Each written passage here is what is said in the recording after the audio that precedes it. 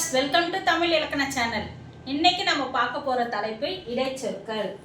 இடைச்சொல்னா என்ன, அது எந்த இடத்துல வரும்ன்றதான் நம்ம பார்க்க போறோம்.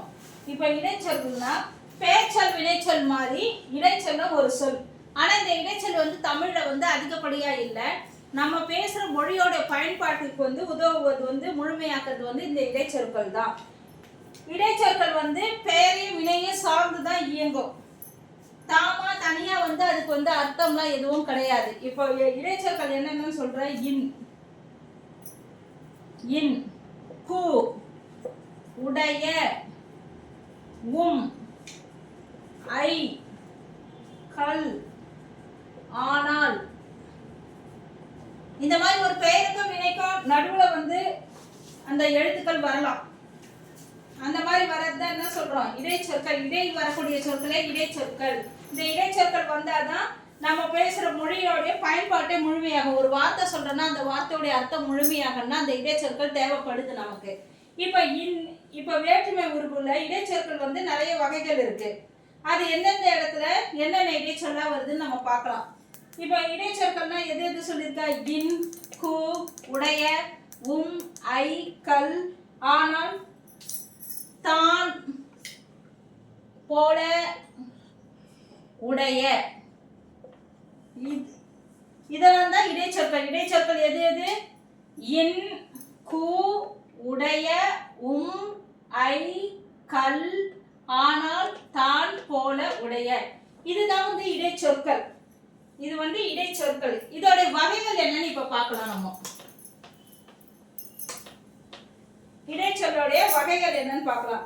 இப்ப வேற்றுமை உருபுல இடைச்சொல் வரும். வேற்றுமை உருபுலயும் இடைச்சொல் வரும். என்னென்ன வேற்றுமை உறுப்புகள் இருக்கு, ஐ, ஆள், கு, இன், அது, கண். ஐ, ஆள், கு, இன், அது, கண். இன், அது, கண். இதெல்லாம் தான் இந்த இடைச்சொல். இதுல வர வேற்றுமை உறுப்புல இது மாதிரி வருது. அதான் எடுத்துக்காட்டு என்ன பார்க்கலாம். தலைவனை கண்டேன், அப்ப ஐ வருதா. ஒரு பெயர் சொல்லுக்கும் அந்த வினை சொல்லுக்கும் இடையில ஒரு இடைச்சொல். தலைவன் கண்டேன்னா அர்த்தம் வராது, தலைவனை கண்டேன்னா வருதா. அந்த மாதிரி நம்ம பேசுற வார்த்தைகளை முழுமையாக்குறதுக்கு, சொற்றொடர்களை முழுமையாக்குறதுக்கு உதவுவதுதான் இந்த இடைச்சொற்கள். அடுத்து எங்க வரும்னா பன்மை விகுதிகள்ல வரும். பன்மை விகுதிகள். பன்மை விகுதிகள் கல், அவர்கள் வந்தார்கள், அது மாதிரிதான் சொல்றேன்ல. அப்ப அந்த இடத்துல அந்த மாதிரி இடத்துங்கள்ல வரும். அடுத்து திணை பால் விகுதிகள். திணைனா உயர்தனையா அக்ரணியா. பால் விகுதிகள்னா ஆண் பால், பெண் பால், ஒன்றன் பால், பலவின் பால், அந்த மாதிரி இதுல வருது. திணை பால் விகுதிகள் எங்கெங்க வரும், ஃபர்ஸ்ட் வேற்றுமை உருபுல வரும்னு பார்த்தோம். வேற்றுமை உருபுல எங்க வருது, ஐ, ஆள், கு, இன், அது, கண். அப்புறம் பன்மை விகுதியில வரும்னு சொன்னேன். என்ன இடைச்சொல்லா வரும் பன்மை விகுதியில, கல், மார். அடுத்தது என்ன பார்க்கிறோம், திணை பால் விகுதிகள். ஏன், ஓம், ஆன், ஆர்,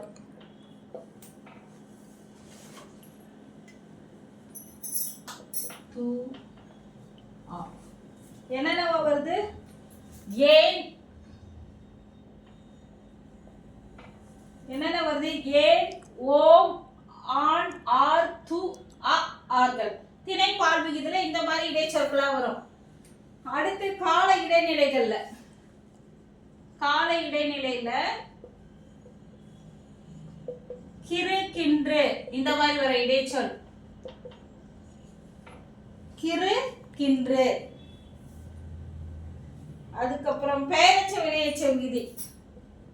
பெயரச்ச வினையச்ச விகுதி.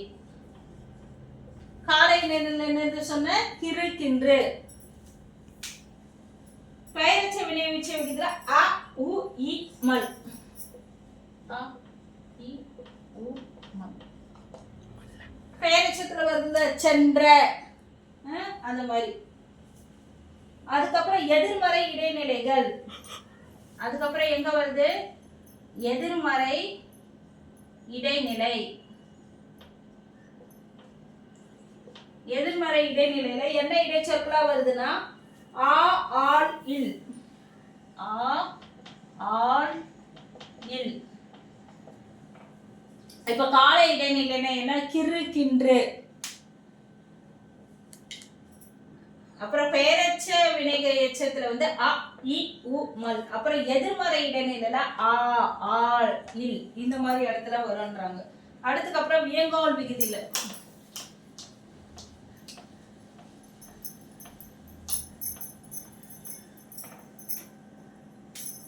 அடுத்து எங்கன்னா வியங்கோல்.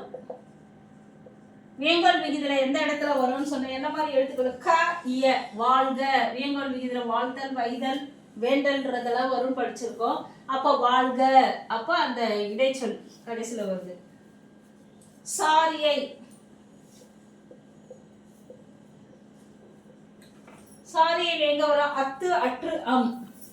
அத்து அற்று அம். சாரியில் என்ன இடைச்சொற்கள் வரும்? அத்து அற்று அம் வரும். அப்புறம் என்ன? ஓம உருபுகள். ஓம உருபுகள் என்ன வரும்? போல, போல, மாதிரி, போல, மாதிரி. ஓம உருபுகள்ல போல, மாதிரி அந்த மாதிரி இடத்துல வரும். போலலாம் மறைஞ்சு வருது இல்ல, மயில் போல பொன் அந்த மாதிரிலாம் சொல்றல கம்பேரிசன் பண்ணி. அப்ப அந்த போலன்றதுல வந்து இந்த இடைச்சொற்கள் தான் வரும். அந்த ஓம உருபுகள்ல அந்த மாதிரி இடத்துல வரும். அப்புறம் இணைப்பிட சொற்கள். இணைப்பிட சொற்கள்னா ஒரு வாக்கியத்தை வந்து சேர்த்து சொல்றதுக்கு யூஸ் ஆகிற சொல் இணைப்பிட சொற்கள். அவன் இன்று பள்ளி வரவில்லை, ஏனென்றால் மழை பெய்ததன் காரணமாக வரவில்லை. ஏனென்றால் அந்த மாதிரிலாம் வருதுல இணைப்பு சொற்கள் அதெல்லாம். அப்போ அல்லது அல்லது. அப்புறம் இல்லை என்றால், நான் இங்கே வரவில்லை என்றால் வேறு இடம் சென்று இருப்பேன். இப்படிலாம் சொல்றாங்கல்ல, இதெல்லாம் வந்து இணைப்பு சொற்கள். இந்த மாதிரி சொற்களும் வந்து என்னது? இடைச்சொல் தான். ஆனால், அப்புறம் ஆயினும் எனினும். ஆயினும் எனினும்.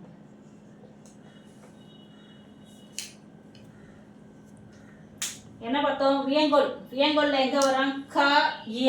இடைச்சொற்கள் வந்து க இயன்னு வரும். சாரியில் என்ன வரும்? அத்து அற்று அம். ஓம உருபல்னா போல, மாதிரி. இணைப்பு சொற்கள்னா என்னது? அல்லது ரெண்டு சொற்றொடர்களை வந்து இணைப்பதற்கு பயன்படக்கூடிய சொற்கள் தான். அது இடைச்சொல் தான். இணைப்பு சொற்கள்னா அந்த மாதிரி அர்த்தம். அல்லது, இல்லை என்றால், ஆன, ஆயினும் எனினும். இப்ப இடைச்சொற்களின் வகைகள் பார்த்துட்டோம். அப்புறம் என்ன இருக்கு? இடைச்சொற்கள் இதோட விரிவாக்கம் வந்து நாளைக்கு சொல்லித்தரேன் நான். இது ஒன்றும் கண்டினியூஷன் இருக்கு, எடுத்துக்காட்டோட இருக்கு. அதெல்லாம் என்ன அர்த்தம்னு சொல்லிட்டு நாளைக்கு சொல்லித்தரேன். என்னோட சேனல் பிடிச்சிருந்ததுன்னா லைக் பண்ணுங்க, ஷேர் பண்ணுங்க, சப்ஸ்கிரைப் பண்ணுங்க. பெல் பட்டனை ப்ரெஸ் பண்ண மறந்துடாதீங்க. ஆல் ஆப்ஷனை கிளிக் பண்ணுங்க. இந்த இடைச்சொற்களோட கண்டினியூஷனை நாளைக்கு பார்க்கலாம் நம்ம வேற ஒரு கிராமர் கிளாஸ்ல.